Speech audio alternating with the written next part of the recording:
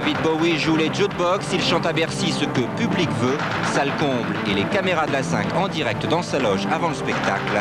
19h45, le journal, Guillaume Durand.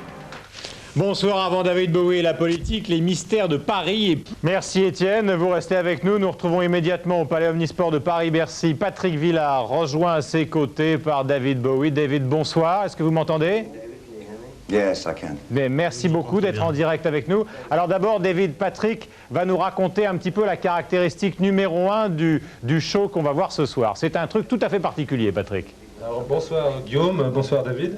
Je crois que pour la première fois dans l'histoire du rock, vous avez choisi, pour cette tournée, de faire choisir les chansons par les fans. C'est-à-dire qu'il y avait une liste d'une 50aine de chansons, et les fans en France votaient par Minitel, en Angleterre, aux États-Unis par téléphone. Alors pourquoi avoir décidé que les fans choisiraient les chansons? Well, it was understood that I should do a tour of my most popular songs. Je devais le faire afin que les chansons les plus populaires puissent être jouées. D'abord, je ne savais pas vraiment quelles étaient ces chansons les plus populaires. Et puis, il y a des clubs de fans en Angleterre, en Europe, qui peuvent ainsi donc choisir leurs chants. Et moi, j'ai fait une sélection de chacun des continents. Quite considerably, yeah. Tout à fait, c'est vraiment une grosse différence. En Angleterre, il y a des choix un petit peu différents et aux États-Unis également. Et pour la France, c'est entre les deux en fait. Il y a également un certain de chansons personnelles que j'aime bien, avec des surprises aussi. David Bowie, vous avez commencé une partie de votre carrière, disons pour simplifier, ça simplifie un petit peu dans la provocation. Est-ce qu'on peut faire encore de la provocation à 43 ans? Ça dépend si vous voulez vraiment être provocateur. Pour moi, il n'y a pas de raison à être provocateur à l'heure actuelle. Ça n'a plus aucun sens culturel pour vous?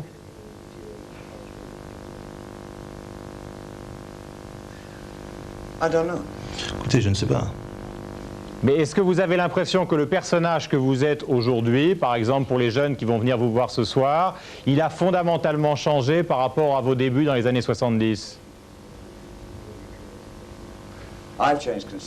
J'ai changé de façon considérable, ça c'est exact. Mais de quelle manière, David? Expliquez-nous ça.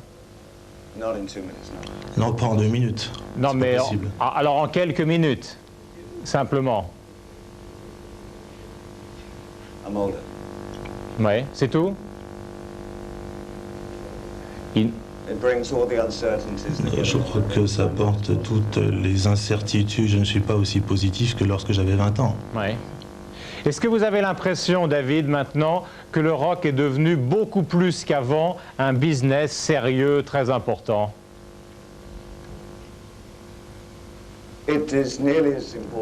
C'est pratiquement aussi important que la télévision. Mais je crois qu'il y a des artistes qui essayent de faire véhiculer justement cette idée qu'ils sont de véritables artistes. Mais c'est effectivement une possibilité de carrière pour de jeunes artistes. David, on ne va pas parler de politique parce que ce n'est pas vraiment l'endroit, mais vous savez qu'il y a en Grande-Bretagne actuellement des tas de problèmes. Qu'est-ce que vous pensez de Margaret Thatcher? Je crois qu'elle est en train de pousser l'Angleterre de toute force vers le XXIe siècle, à grands cris. C'est-à-dire, quand vous dites ça, en même temps, vous semblez ironique.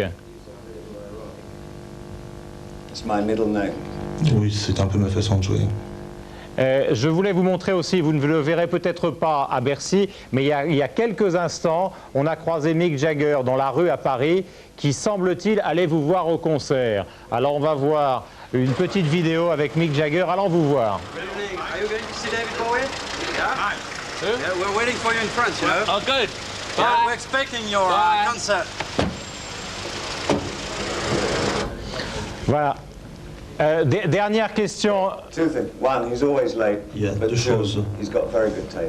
Il est toujours là et deuxièmement, il a toujours un très bon goût. Effectivement, je vais le voir plus tard ce soir. Bien, David, on va vous laisser aller jouer et retrouver le public à Bercy. Je vous remercie simplement, on a un peu bouleversé le journal pour vous accueillir ici, on est ravis.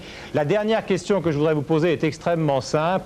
pourquoi les gens qui ont fait cette musique de votre génération sont devenus des stars mondiales et pourquoi finalement ont-ils peut-être plus d'importance pour la culture rock que les gens qui sont venus après vous? The last part again. Je n'ai pas compris la dernière partie. Pourquoi finalement les gens comme Jagger et comme vous? Je crois que beaucoup d'entre eux ont travaillé très dur dans leur spectacle et c'est pour ça qu'ils ont beaucoup de popularité. Merci David, merci Patrick. Je sais que c'est pas facile pour vous de répondre à une interview car vous rentrez en scène exactement, vous devriez y être. D'ailleurs, il est 20h11, ils vous attendent. Merci, bonne soirée à Bercy, bon concert. Merci Patrick et à bientôt. On enchaîne immédiatement en revenant, donc pardonnez-nous d'avoir bousculé un petit peu le